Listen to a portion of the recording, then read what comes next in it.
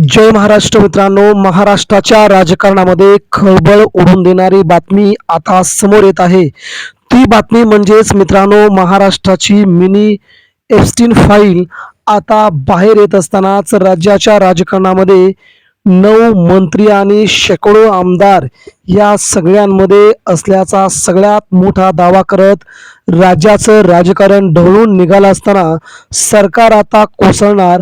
मित्रांनो, नेमकं काय घडतंय, कोण कोण आहेत ते नावं, त्या नावांची यादीच मित्रांनो आली समोर।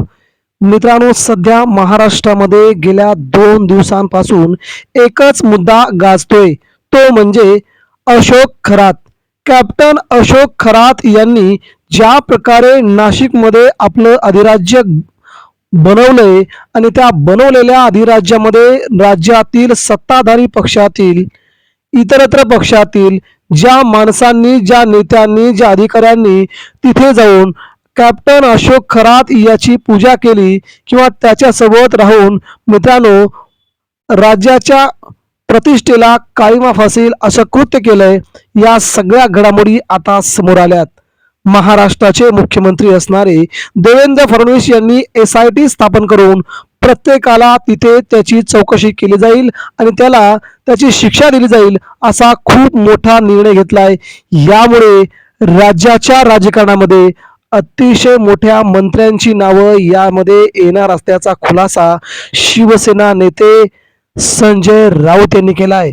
संजय राऊत यांनी म्हटलंय की त्या सगळ्या व्हिडिओची पुष्टी, ती सगळी नावं माझ्याकडे आहेत ज्यांचा ॲडव्होकेट अशोक खरात यांच्याशी संबंध आलेला आहे आणि या नावांचा जर बाहेर काढली तर सरकार देखील कोसळू शकतं, अशा प्रकारची व्हिडिओ आता समोर येतील असा नवीन खुलासा केल्यामुळे मित्रांनो महाराष्ट्रामध्ये ते नावं कोण आहेत असं सध्या विषय चर्चेला जातोय। पहिल्या महत्वाच्या तिथे महिला आयोगाचे अध्यक्ष असणाऱ्या रुपाली चाकणकर यांचे फोटोज आता बाहेर येऊ लागले आहेत। त्या ॲडव्होकेट अशोक खरात यांची पाद्यपूजन करताना त्यांचे व्हिडिओ देखील आता समोर बाहेर आलेत। मित्रांनो, एवढंच नाही तर फोटो देखील बाहेर आल्याने अजून बऱ्याच राजकीय नेत्यांचे संबंध इथे असणार हे आता जवळजवळ निश्चित झालंय।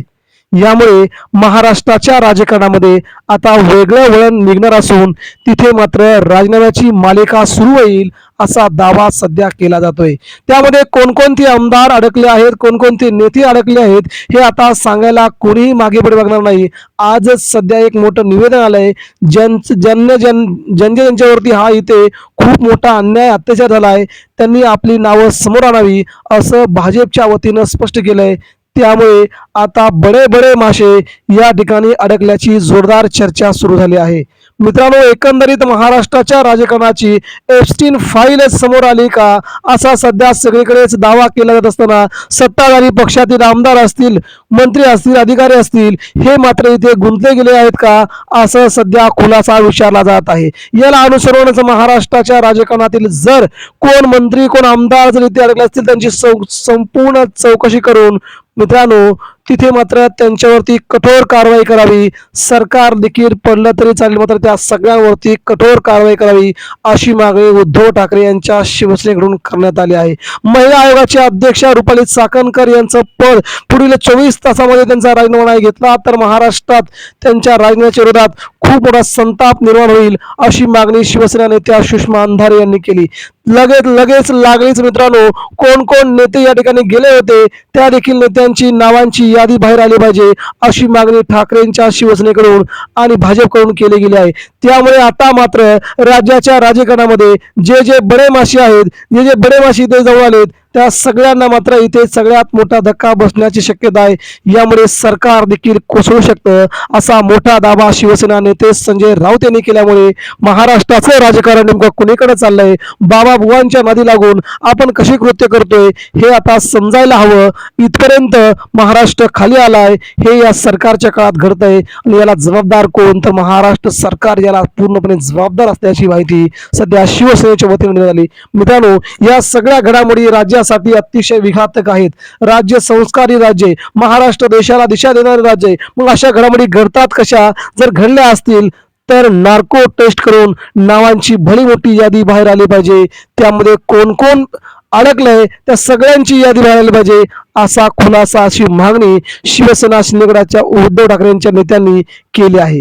यामुळे मित्रांनो आगामी काळात देशाचं राजकारण वेगळ्या वळणावर जरी चाललं असलं तरी महाराष्ट्रात मात्र ही एप्स्टीन फाईल जवळ 100 प्रकारचे व्हिडिओ आता त्या ॲडव्होकेट खरातचे बाहेर येतील आणि त्या व्हिडिओने मात्र सगळ्यांचीच भंबेरी उडेल असा दावा संजय राऊत यांनी केला आहे.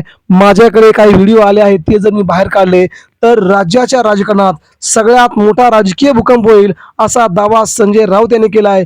त्यामुळे मित्रांनो आता आगामी काळात नेमकं काय काय घडतंय हे जनतेला बघायचंय आणि ह्या घडणाऱ्या गोष्टी राज्याला कुठपर्यंत घेऊन जाऊ शकतात, कुणाचे राजीनामे येतील हे आता बघावं लागेल. मित्रांनो सध्या तरी मात्र महाराष्ट्रात गाजतंय एकच प्रकरण, ॲडव्होकेट खरात, अशोक खरात यांच्याशी संबंधित असलेल्या नेत्यांना मात्र सरकार सोडणार नाही असा खुलासा महाराष्ट्राचे मुख्यमंत्री देवेंद्र फडणवीस यांनी केला आहे. त्यामुळे याच्यामध्ये कोण कोण अडकतंय ते आता आपल्याला बघायचे. धन्यवाद.